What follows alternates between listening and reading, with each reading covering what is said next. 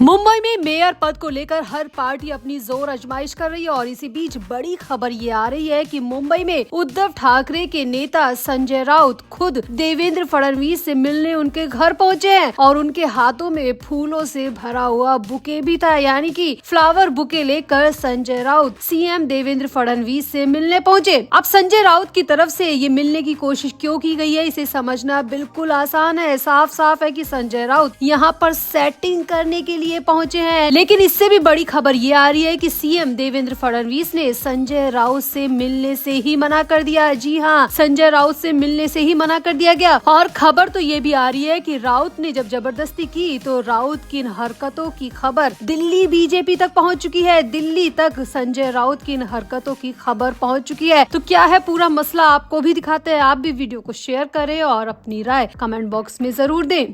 तो शिवसेना यूबीटी के सांसद संजय राउत का अचानक देवेंद्र फडणवीस के लिए प्यार उमड़ आया है। अभी तो संजय राउत ने सीएम देवेंद्र फडणवीस की तुलना पीएम नरेंद्र मोदी से की थी और इसके बाद खुद संजय राउत अपने हाथों में फ्लावर बुके लेकर देवेंद्र फडणवीस के घर भी पहुंच गए और उनसे मिलने की कोशिश तक की। दरअसल संजय राउत ने पहले तो महाराष्ट्र के मुख्यमंत्री देवेंद्र फडणवीस की तारीफ की और इसके बाद मिलने के लिए वो उनके घर तक पहुँच गए। उन्होंने सीएम देवेंद्र फडणवीस की पीएम मोदी से कर दी। संजय राउत ने कहा कि सीएम देवेंद्र फडणवीस की स्विट्जरलैंड यात्रा काफी सुखदायी रही है और उनका स्वागत पीएम मोदी की तरह ही हो रहा था। संजय राउत ने कहा कि महाराष्ट्र के लिए गर्व की बात है। संजय राउत ने यहाँ पर ये भी इशारा किया कि फडणवीस का राजनीतिक कद बढ़ रहा है और वे दिल्ली में शीर्ष पद की तरफ बढ़ सकते हैं। संजय राउत का ये बयान ऐसे वक्त में आया जब राज्य में बीएमसी चुनाव के लिए राजनीतिक माहौल गरमाया हुआ है और बीजेपी के नेतृत्व वाली महायुति ने बहुमत हासिल कर भी लिया है, लेकिन बीजेपी अपने अकेले के दम पर मेयर बनाना चाहती है। इसके लिए बीजेपी को किसी न किसी से गठबंधन करना पड़ेगा। खबर ये आ रही है कि एकनाथ शिंदे गठबंधन तो करना चाहते हैं, लेकिन उसके बदले वो 2.5 महीने तक मेयर का पद मांग रहे हैं। अब इसी बीच उद्धव ठाकरे के पास यही मौका है कि वो सीएम देवेंद्र फडणवीस को पटा ले और अपने पार्षदों को बीजेपी में शामिल करवा दे या फिर अपने पार्षदों को चुनाव में खड़े ही न होने दे। और इसी की सेटिंग के लिए उद्धव ठाकरे की तरफ से संजय राउत को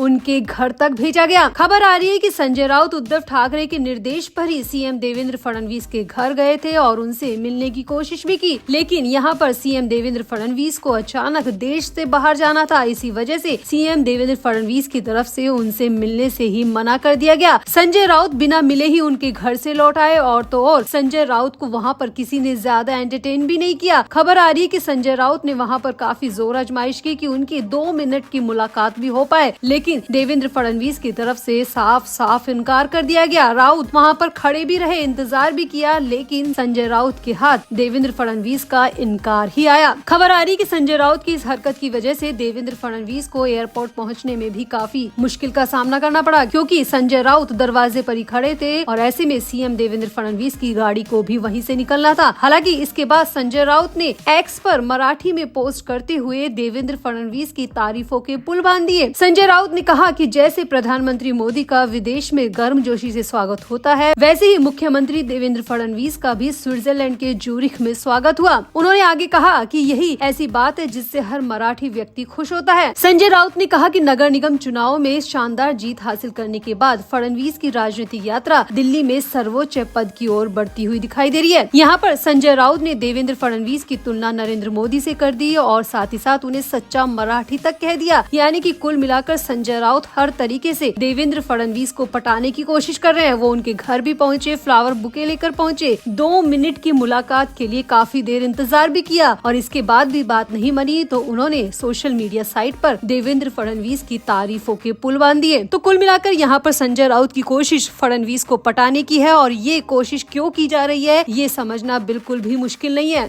तो फिलहाल तो खबर यही आ रही कि संजय राउत देवेंद्र फडणवीस को पटाने के लिए उनके घर पहुंचे, मुलाकात का इंतजार किया और उसके बाद देवेंद्र फडणवीस की तारीफें भी कर दी, लेकिन संजय राउत के हाथ फिलहाल कुछ नहीं लगा है। संजय राउत जिस मकसद से गए थे वो मकसद अभी पूरा नहीं हुआ है, क्योंकि मुंबई मेयर को लेकर सस्पेंस उतना का उतना ही बना हुआ है। तो आपका संजय राउत की इस पूरी हरकत पर क्या कहना है? आखिर क्यों फडणवीस के लिए अचानक उनके दिल में इतना प्यार उमड़ आया है? आप भी अपनी राय कमेंट बॉक्स में जरूर दें और वीडियो को भी शेयर करें।